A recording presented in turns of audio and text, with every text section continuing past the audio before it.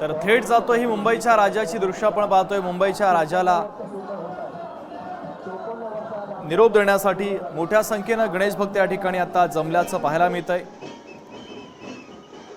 तर ही लालबागच्या राजाची दृश्य आपण पाहतोय। ढोल ताशांच्या गजरामध्ये नृत्य करताना हे सगळे गणेश भक्त आपल्याला पाहायला मिळतात।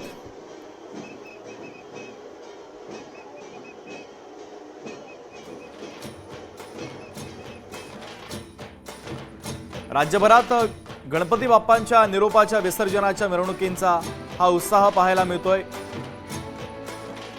गुलालाची उधळण आणि या संपूर्ण गुलालामध्ये न्हावून निघालेला आपला लाडका लालबागचा राजा।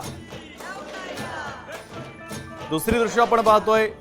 राज्याचे उपमुख्यमंत्री आणि भारतीय जनता पक्षाचे नेते देवेंद्र फडणवीस यांच्या सागर बंगल्यावरील घरच्या गणपती बाप्पांचा आता त्यांना निरोप दिला जातोय। ही दृश्य आपण पाहतोय। देवेंद्र फडणवीस आणि त्यांच्या पत्नी अमृता फडणवीस आपल्या घरच्या लाडक्या बाप्पाला निरोप देताना दिसतायत। राज्याचे उपमुख्यमंत्री भारतीय जनता पक्षाचे नेते देवेंद्र फडणवीस यांच्या सागर बंगल्यावर गणपती बाप्पांची स्थापना करण्यात आलेली होती। 10 दिवस मनोभावे पूजा केल्यानंतर आता लाडक्या बाप्पाला देवेंद्र फडणवीस आणि अमृता फडणवीस या निरोप देताना दिसतायत।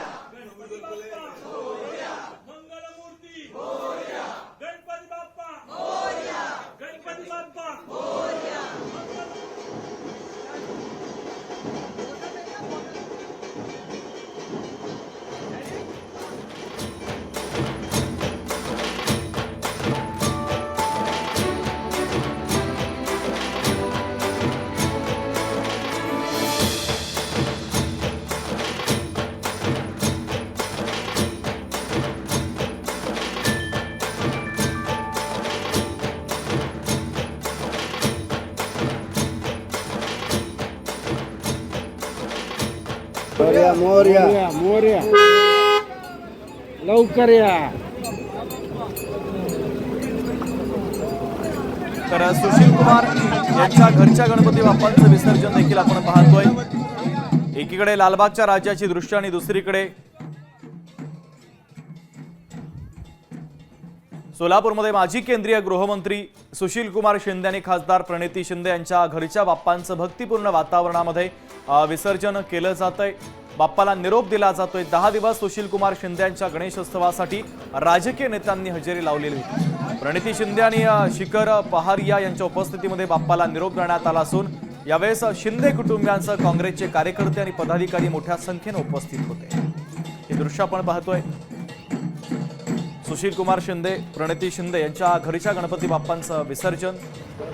राज्यामध्ये सर्वत्र गणपती विसर्जनाचा जल्लोष आज पाहायला मिळतोय। ढोल ताशांच्या गजरामध्ये बाप्पाची मिरवणूक पार पडते आहे। नाशिकच्या गणेश विसर्जन मिरवणुकीमध्ये परदेशी नागरिक सहभागी झालेले, परदेशी पाहुणे सहभागी झालेत। या परदेशी पाहुण्यांनी ढोल वाजवण्याचा मनमुरादपणे आनंद लुटलेला आहे।